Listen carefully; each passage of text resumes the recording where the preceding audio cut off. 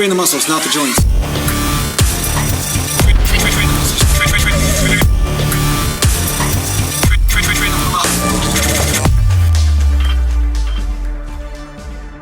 Well, welcome back to Natural Gallant Bodybuilding, and today I'm going to talk to you a little bit about, well, hey, my training, my workout right now, because I've had a few of you guys asking me about my workout vlogs and am I going to be doing any more workout videos. So I thought, okay, if you guys are asking for it, that's what I'll do. I'll do a workout vlog for you. I'll do a couple, actually. I'll do a few. You never know. You never know how many I'm going to do.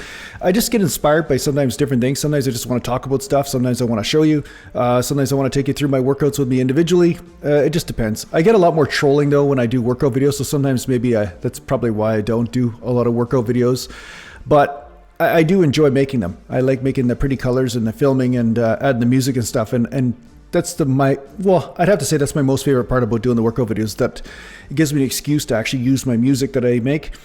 And yeah, that's a big part of this. It's a big fun part of the creative endeavor. So first things first, I'm doing some high inclines. I'm doing about 50, 60 degrees on the incline bench. It's kind of hard to see the angle right here, but I'm doing a bit of a higher incline like I talked about in a video or so ago. I just wanted to start doing higher inclines just for fun, just to play around. And because I only have dumbbells that go up to 100 pounders, I wanted to find a way to challenge myself in chest training when it comes down to dumbbells.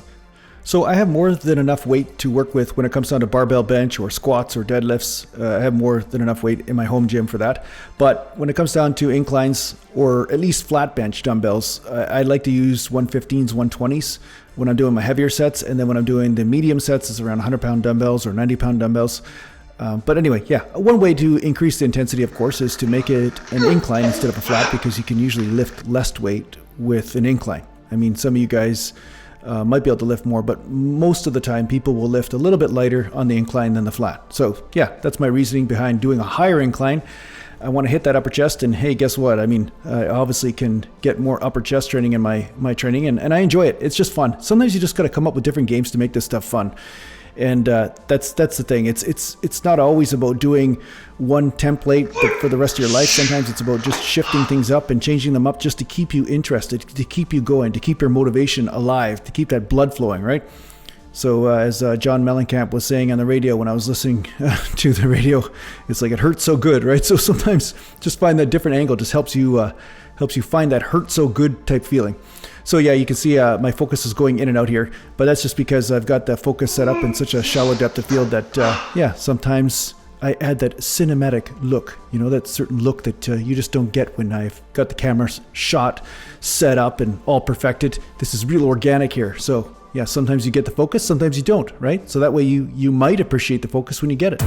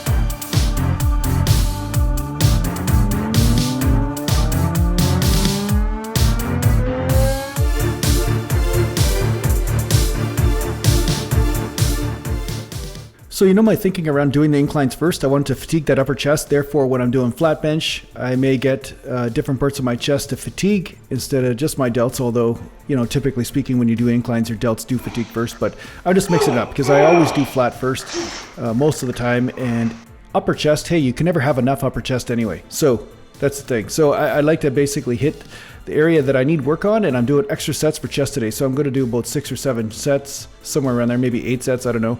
And then I'm going to go into some legs, and I will be doing another workout after I finish editing this, and then I'll be working out in the garage, and I will actually put this workout up as well. So you'll be able to see that, and it all takes place in one day. You'll see I'm wearing the same shirt, the same pants, and yeah, that's not my bike. I keep on telling you guys this, and you guys don't believe me. That's just not my bike. It's not. I have a bike myself. It's not my bike. It's a pretty color. I really like it, and it's very convenient because it has a basket and you can carry things in it. You know, like groceries and whatever. Bunny rabbits you find along the pathway when you're riding along the beach or something. But it's not my bike. I honestly don't own that bike. It's my wife's bike. It's not mine. But it's very pretty though. Now that is a real set. The type of set that'll make a great bodybuilder. A sunset. Nothing's bigger than the sun. Mountain.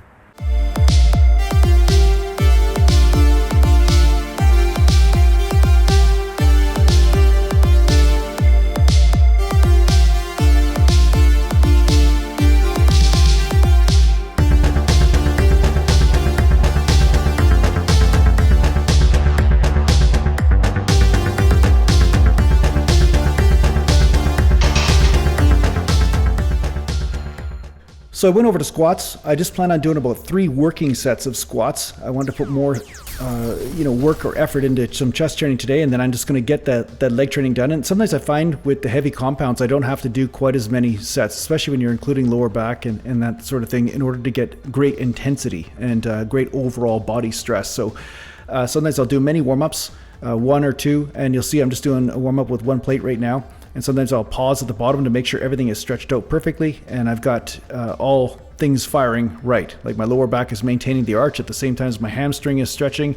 One hip isn't tweaking one side or not, and I'm not blowing the ass out of my pants. That's always a good thing too. You don't want to blow the ass out of your pants, especially when you're wearing these Denver Hayes type khaki type stretchy pants. You never know what's going to happen with them.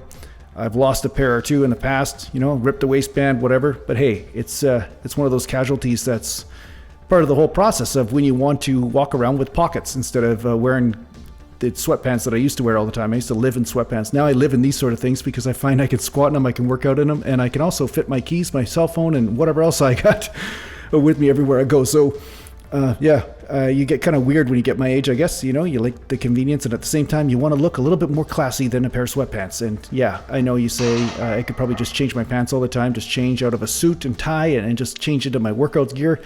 Me, I'm kind of fussy. I'm all about convenience. I like to have that convenience. I like to be able to go right from a photo shoot right into the gym. There you go. Done.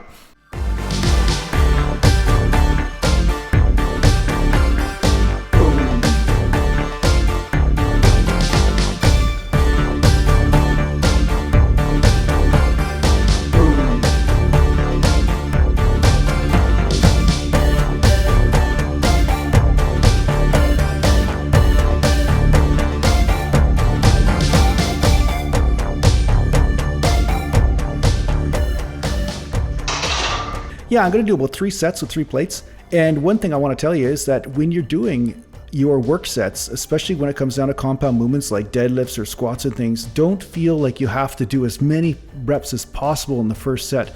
Sometimes that first set, working with that weight, you want to make sure that everything is calibrated properly. So sometimes I might not even come down as low as I normally do in the squat on the first rep or 2. And then the first set, I might do 15 reps if I can do 20 or 30. I might just do 15 reps just to make sure that everything is firing right and my lower back is not kind of tweaked off to one side or whatever.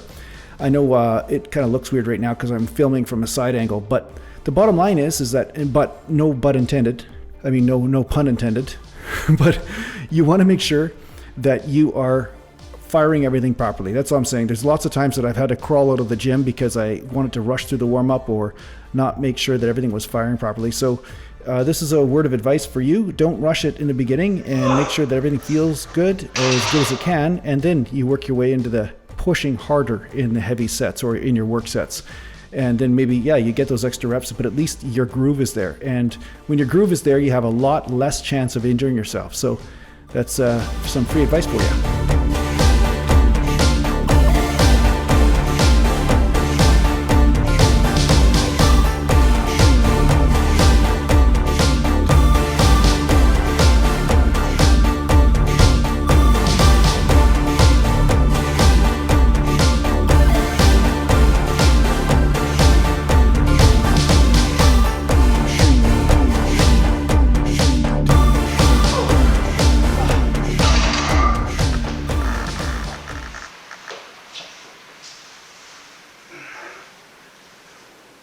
It's like a frog pose. I just put the pressure mostly on my hands, my body weight, and then I push the legs out a little bit, and then I stretch the adductors and the groin a little bit here. And sometimes that does help you get deeper in the squat or help you get down and not put as much pressure on the knees. The secret is to keep the weight on the hands mostly. Not always, not all the weight, but part of it, yeah.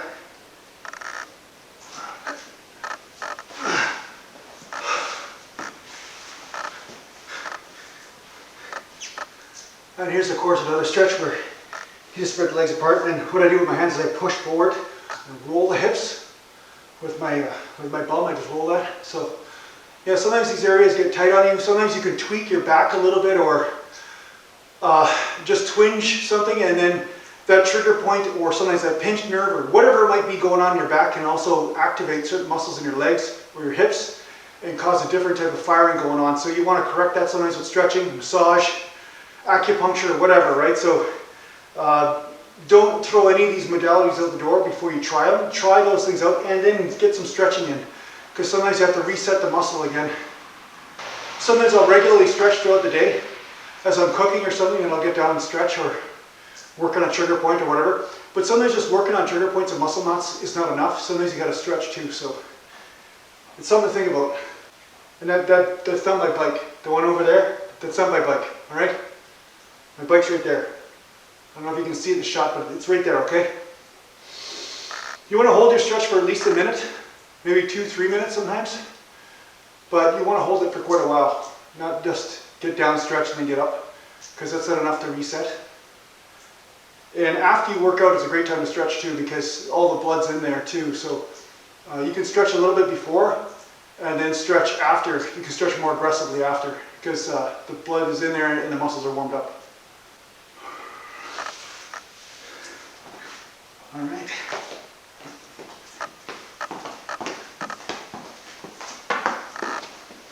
All right, that's all I'm going to do for chest and legs.